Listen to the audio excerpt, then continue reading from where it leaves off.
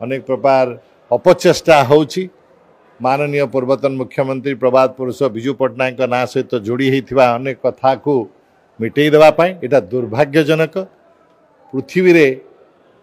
जो घटना हेले मध्य जो माने राष्ट्र एवं राज्यर निर्माण पर अवदान करिसेंती सेमानंकु अवमानना करिबा आम मानकु बांग्लादेश रो समस्या को नहीं जीवो जोठी आपण माने देखिथिबे दुखर सहित मुजिबुर रहमान को मूर्ति को गळई देले जे तांकर आमर जो महात्मा गांधी अनेक सैक्रिफाइस करथिले से तांका देश पई करथिले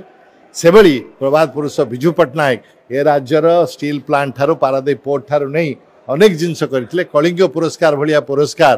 भारत वर्षर कौनसी राज्यर प्रचेष्टा नथिला हेइथिला तेणु आकु समर्थन न करिवा या पई काम न करिवा ए सब दुर्भाग्यजनक कथा मोर आशा जे विजु जनता दल जेभली निजको पुनर्गठन करुछि माननीय सभापति श्रीयुत नवीन पट्टनायक नेतृत्व में ये समस्त ओडिशावासी सामने रखिबो एवं आगु को जाई आमे ओडिशावासी उन्नति जो लड़ाई अतीत करथिलु से